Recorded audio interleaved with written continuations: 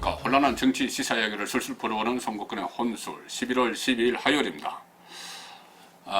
오늘은 제가 시작하기 전에 조국 전 법무부 장관이 어제 SNS에 올린 글 하나를 좀 요지만 읽어드리겠습니다. 조금 하루 지나긴 했지만은 이것을 읽어드리고 왜 이런 글을 올렸는지를 제가 오늘 일어난 여러 가지 확인된 사안들과 연결시켜서 한번 술술 풀어보겠습니다. 어제 부인 정경심 씨가 기소가 됐죠. 그 직후에 조국 전 장관이 SNS에 글을 올렸는데 이런 내용이 있습니다. 아내가 기소됐습니다. 아내가 기소됐습니다. 이제 아내 사건은 재판을 통해 책임이 가려지게 될 것입니다. 자, 아내 사건, 정경심 사건 이렇게 지칭을 했습니다. 아내 사건은 이렇게 쭉 나갔습니다.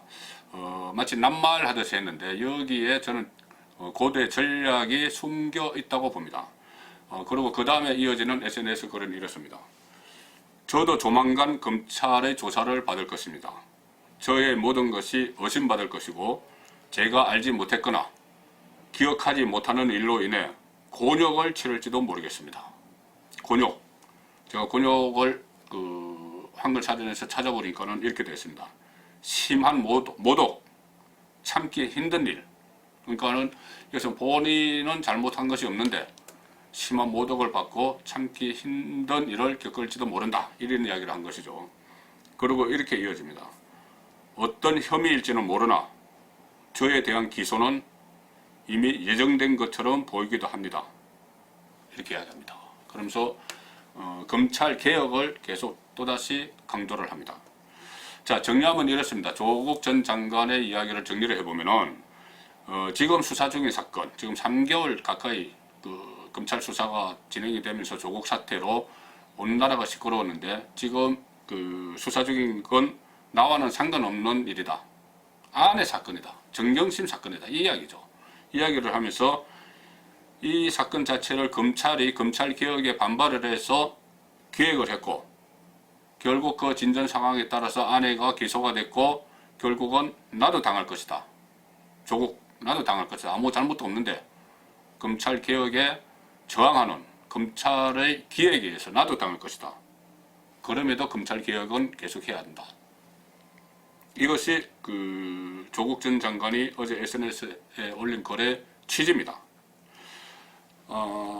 이 말 속에 담긴 전략을 따져보면은 아마도 지금 이 사건을 정경심 사건으로 둔갑시키기 위한 것 아닌가. 일종의 꼬리 자르기죠. 그 전에도 조국 전 장관은 그런 시도가 좀 있었습니다. 그때 국회 인사청문회를 할 때나 또 기자 간담회 할 때도 이 동양대 총장의 표창장 문제, 조국 전 장관의 딸 표창장 문제 이것이 불거졌을 때 또 사모펀드와 관련해서 여러 가지 유혹이 나왔을 때 조국 전 장관은 이것은 나는 모르는 일이다. 아내에게 물어봐야 된다. 이런 식으로 하면서 본인은 빠져나갔습니다. 그리고 처음에 30몇 곳에 대한 압수수색이 처음 시작됐을 때, 강제 수사가 시작됐을 때 나는 압수수색 받지 않았다. 이렇게 이야기했습니다. 아내, 또 웅동학원, 모친이 이사장으로 는 웅동학원 모든 것이 압수수색을 받았고 자녀들의 의혹이 있는 학교도 압수수색을 받았지만은 나는 압수수색 받지 않았다. 그렇게 이야기했죠. 본인은 빠져나가는 겁니다. 그 시도를 했는데 지금은 정경심 씨가 기소가 되니까는 아예 아내 사건 이렇게 스스로 교정을 했습니다. 그러니까 정경심 그렇게 1차 청문회 때부터 그렇게 하다가 정경심 씨가 14개 혐의로 기소가 되니까 자신은 쑥 빠지고 정경심 사건으로 밀어붙이려는 그런 의도를 내보였죠.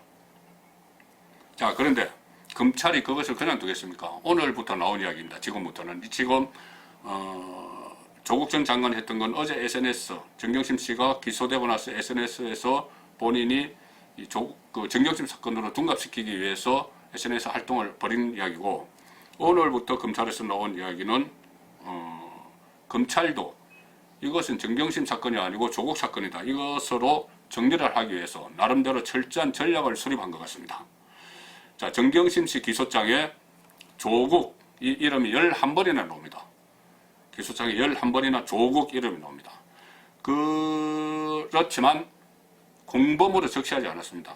기소장에서 정경심 씨의 딸까지, 조민 씨까지 공범으로 적시를 했죠. 근데 공범으로 적시하지 않았습니다. 공범을 적시하면 어떻게 되냐면은 공범을 적시한 내용, 그 혐의를 다 적어야 됩니다. 혐의를 적게 되면은 일단 검찰에 패를 내보이는 게 되겠죠. 특히 조국 전 장관의 가장 지금 심각한 범죄 혐의가 뇌물죄인데, 만약에 그것을 공범으로 적시를 하면은 조국 전 장관 쪽에서, 변호인 쪽에서 방어 전략을 세웁니다. 그렇기 때문에 일단 공범 적시를 하지 않았고 이름만 11번이나 거론했습니다. 이것은 그 검찰에서 그물망을 쫙 쳐놓은 거죠. 그 조국이라는 대열을 잡기 위해서 그물망을 쭉 쳐놓은 겁니다. 자, 이런 상황에서 조국 전 장관이 받는 혐의 여러 개 있죠. 정경심 씨 주식 투자와 관련한 차명으로 주식을 투자했던 게 공소장에 다 나왔죠. 금융실명제법 위반, 또 공직자윤리법 위반, 이런 것도 있지만은 아무래도 가장 무거운 혐의는 뇌물죄입니다. 본인이 이 청와대 민정수석 또 법무부 장관으로 있으면서 그 순간까지도 이 조국 사태로 검찰이 수사하는 순간까지도 부인이 차명으로 주식 투자를 했습니다. 그런 것을 고위공직자가 차명으로 하는 것을 감시해야 될 위치에 있는 민정수석의 부인이 그런 일을 했고, 지금 그때 당시 민정수석 조국도 그 사실을 알았다는 것이 오늘 하나씩 밝혀지고 있습니다. 자, 정경심 씨가 이 차명 투자를 하면서 이름을 빌렸던 사람들이 쭉 나왔었죠. 첫 번째는 그 정경심 씨의 동생, 그리고 또 단골 미용실의 헤어 디자이너, 또 페이스북에서 알게 된 지인, 이런 사람들인데, 이 사람들이 모두 조국 전 장관도 아는 사람들이었다. 이것이 오늘 오늘 보도가 나왔습니다. 자, 그래서 오늘 언론 보도들을 보면은 정경심 씨가 차명 주식 거래를 하는 그 과정을 조국 전 장관도 알았다, 이런 의혹들이 불거지고 있습니다. 그러니까 정경심 씨가 차명 주식 투자를 하면서 이름을 빌렸던 사람들이 있죠. 정경심 씨의 동생, 또 단골 미용실의 헤어 디자이너, 심지어 페이스북에서 알게 된 지인들, 이렇게 다 이름을 쭉 빌려서 차명 주식 투자를 했는데, 그 사람들이 조국 전 장관도 같이 아는 사람들이다, 이런 보도가 나왔습니다. 그렇게 되니까 혹시 이것이 정경심 씨가 알기 전에, 그 동생은 빼고 정경심 씨가 알기 전에 조국 전 장관이 먼저 소개한 거 아니냐, 이런 말까지 나옵니다. 그러니까 조국 전 장관이 민정수석 또 법무부 장관으로 있으면서 부인이 차명으로 주식 투자를 하는 걸 알았을 수도 있다는 이야기죠. 자, 이런 상황에서 문득 생각나는 게 있습니다. 김어준 씨, 진보 좌파 논객이죠. 김어준 씨가 본인의 유튜브 방송에서 이런 이야기를 했죠. 검찰 개혁이 될 때까지 정경심이 감옥에 가 있으면 된다, 이렇게 이야기했습니다. 서로 낄낄거리면서 웃으면서 이야기했죠. 정경심 감옥에 가 있는 동안 검찰 개혁 다 하면 된다, 이런 이야기를 했는데, 이것은 그때 당시에도 말해놨지만 전형적인 꼬리 자르기, 이런 것을 시도하는 거 아니냐, 그런 이야기들이 나왔습니다. 그걸 하자는 말 아니냐는 그런 이야기들이 있었죠.